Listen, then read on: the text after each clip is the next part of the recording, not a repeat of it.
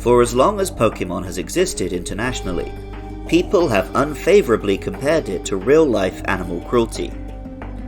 Tragically, cockfighting and dogfighting are common occurrences in some parts of the world to this day.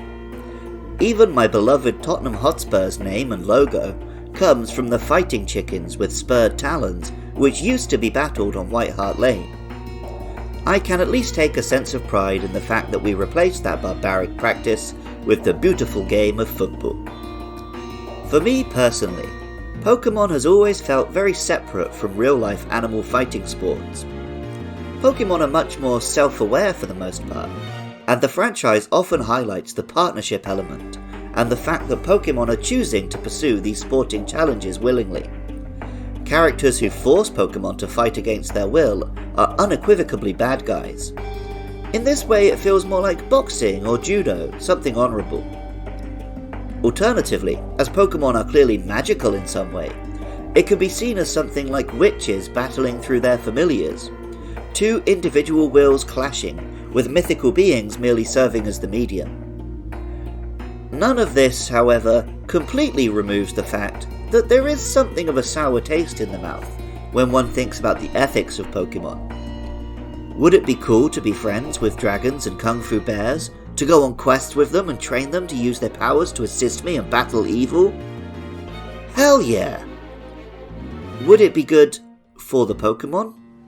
Yeah, I like to think so.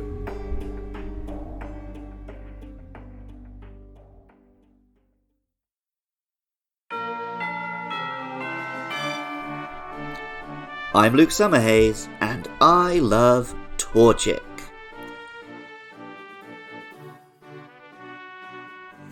It's easy to think of the humble chicken as a weak, helpless animal. It hardly seems like a starting point for a powerful elemental beast that can go toe-to-toe with literal deities. The fact that Pokemon chose a chicken for the Fire-type starter could be construed as evidence that the Fire starters are definitely based on Zodiac animals. As why would they choose a chicken unless it was inevitable and they just wanted to get it out of the way? Well, perhaps it's because of the Basan. The Basan, or fire rooster, is a creature from Japanese folklore, in what is now Ehime province. A chicken which emerges from the bamboo groves at night to breathe fire in villages. It was immortalized in the Ihon Hyako Monogatari, the famous 1841 picture book of 100 Japanese myths, which solidified most yokai and legends into the now accepted canonical forms.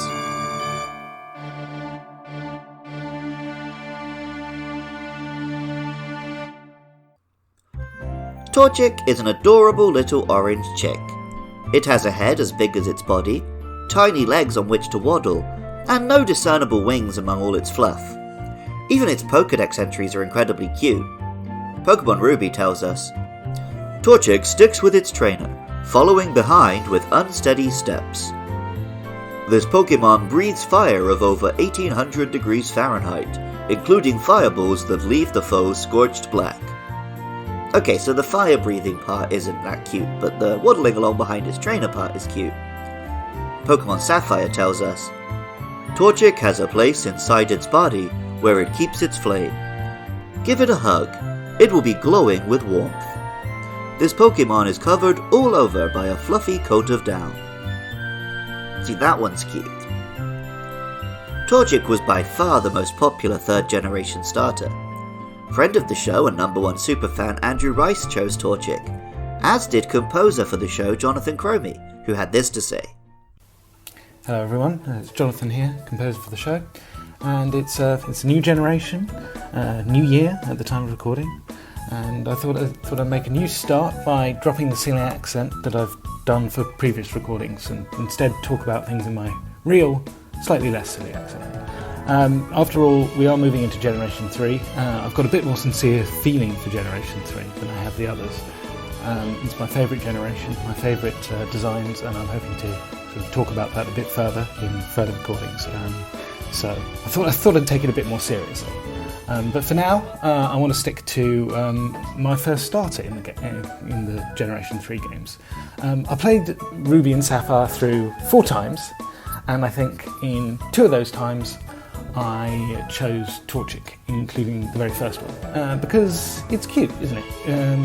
I honestly don't think that Mudkip, which is sort of kind of endearing in its own weird way, or Trico, which just is not, are that cute. Torchic, on the other hand, big bulbous head, weird little body, fire type, pretty cute. It was a no-brainer for me when I was choosing my first starter. Then you have Combusken, which, yeah. And then you have, it evolves into Blaziken, and Blaziken remains probably my favourite starter final evolution. Now, I know a lot of people don't like Blaziken, because they say it looks like a Digimon. I've heard that a lot. But actually, at the time, I would have to agree. It looks a lot like, or it reminded me a lot of Garudamon, the final evolution of Biomon in the Digimon Adventure anime.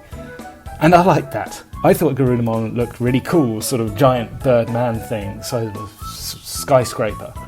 And I like the fact that Blaziken looked like that. I actually thought Blaziken looked sort of even cooler, doing all those sort of kung fu kick things. You've got to remember, I was 13 at the time. I thought kung fu kick things and a jumping chicken that could sort of use fighting attacks before fighting and fire starters got all popular. I thought it was pretty cool, and the fact that it looked like a Digimon only made me like it more. Blaziken, still a favourite in my heart, and my first Gen 3 starter. And that's all I really have to say on it. I hope you enjoyed the pod. Torchic was also the starter Pokemon of May in the anime. In the first two generations, Ash ended up catching all 3 Kanto starters and all 3 Johto starters himself, but May and Torchic started a trend of these Pokemon being spread among his friends instead. In the 4th generation, Torchic and its evolutions became some of the Pokemon with differences between genders. For Combusken and Blaziken, this meant slightly longer head feathers, but for Torchic, it is a single pixel of difference on a male Torchic's butt. This is a reference to the way Japanese farmers check a newborn chick's gender, though it's a bit gross, so I'll leave it at that. The name Torchic is an easy one, combining torch and chick. The Japanese name is a little more interesting and problematic. Achimo combines akago, or baby, with shamo, a breed of chickens bred for fighting. At level 16, Torchic evolves into Combusken. Combusken is an awkward teenage phase if ever a Pokemon had one. Torchic is dumpy and cute, while Blaziken is tall and sleek and cool. Combusken is somewhere in the middle, which just ends up looking a bit chubby and more than a little phallic. Pokemon Ruby tells us, Combusken toughens up its legs and thighs by running through fields and mountains. This Pokemon's legs possess both speed and power, enabling it to dole out 10 kicks in 1 second. That's basically the story of my life, as my regular 40-kilometer hike through the mountains have given me outrageous thighs and calves. I don't think I can do what Sapphire tells us Combusken can do, though. Combusken battles with the intensely hot flames it spews from its beak, and with outstandingly destructive kicks. This Pokemon's cry is very loud and distracting. Though, I'm sure some people do think I'm loud and distracting. I obviously like the sound of my own voice. I have 3 podcasts. These Pokédex entries hint at the biggest change which comes with this evolution. Torchic evolves from a pure fire type to a fire and fighting type Pokemon. This was pretty cool at first, but when the 4th and 5th generations did the same thing, people started to get a bit bored of the typing. The name Combusken is a fun pun on combustion, the process of burning, and chicken. The Japanese name is Wakasiamo, combining Wakai, or young, with Shamo, that breed of fighting chicken I mentioned earlier. At level 36, Combusken evolves into Blaziken. Blaziken is a cool Pokemon and pretty well loved. It's an upright martial artist chicken, with flared feathery legs as though it were wearing a gi, and cool head feathers like a long head of hair. Blaziken was the only fully evolved starter to make an appearance before the release of its games, as it showed up in the Johto League in the anime. Blaziken's design draws inspiration from many humanoid figures with bird heads in mythology. Of course, there are Egyptian gods like Horus and Ra, which are particularly relevant when Blaziken is often portrayed fighting Lucario, whose design is inspired by Anubis. Closer to home, the Garuda of Indian mythology followed Buddhism to Japan and became part of Japanese culture, inspiring the Magmar line. Like Jonathan mentioned earlier, the Garuda of course inspired Garudamon in Digimon, whom Blaziken does resemble.